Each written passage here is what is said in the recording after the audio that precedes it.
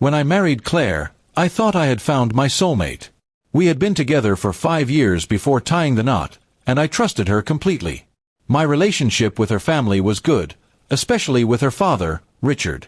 He was a wealthy businessman who had built his empire from the ground up. He treated me with respect, and we often discussed business, investments, and life goals. Over the years, we developed a bond that, in some ways, felt stronger than my bond with Claire. A few years into our marriage, I began noticing subtle changes in Claire's behavior. She became distant, guarded with her phone, and often worked late, even though her job didn't require it. At first, I brushed it off, thinking maybe she was just stressed or going through a phase. But then, I started catching odd inconsistencies in her stories. One night, I overheard her talking in hushed tones on the phone, laughing in a way she hadn't with me in years. My gut told me something was very wrong. I decided to investigate. I didn't want to confront her without proof, so I began tracking her movements and checking her messages when she left her phone unattended. My suspicions were confirmed when I found a series of explicit texts and hotel reservations with a man I had never met. It was a devastating blow. She had been cheating on me for nearly a year, and from the looks of it, she had no plans to stop. At first, I wanted to confront her immediately, but then I remembered something: her father.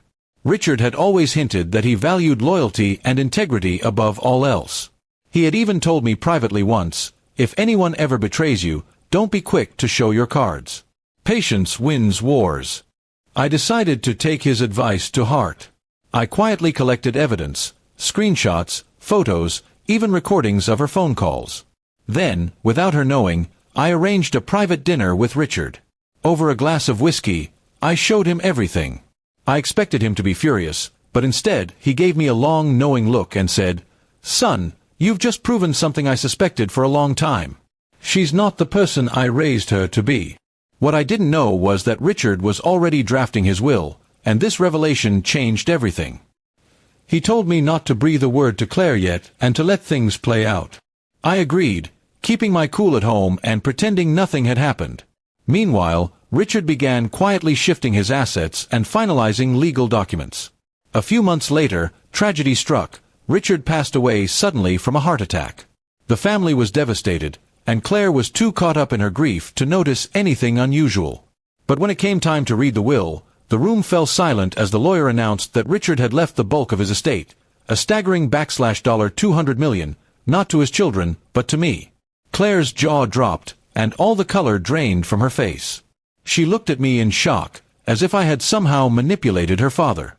The lawyer explained that Richard had personally written a letter stating his reasons.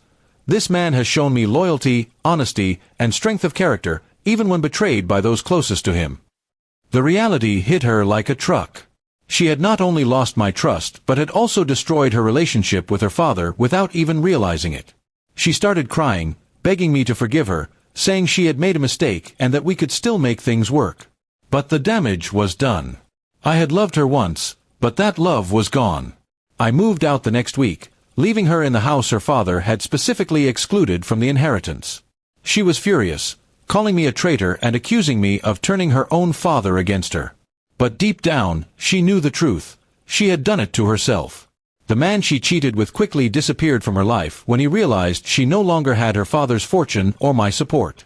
She went from living a life of luxury to struggling to maintain her lifestyle, eventually selling off jewelry and furniture just to pay the bills. Meanwhile, I invested Richard's inheritance wisely, expanding his business legacy and making charitable contributions in his name. I honored him the way I knew he would have wanted, by ensuring his life's work continued to grow.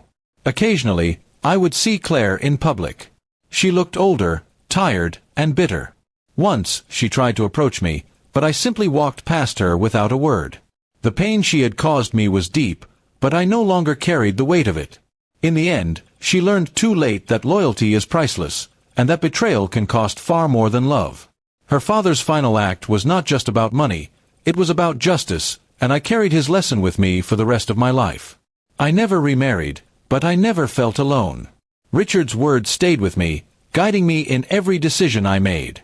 And whenever I thought of Claire, I remembered the look on her face the moment she realized why her father had left me everything. It was the ultimate moment of truth, and my quiet revenge.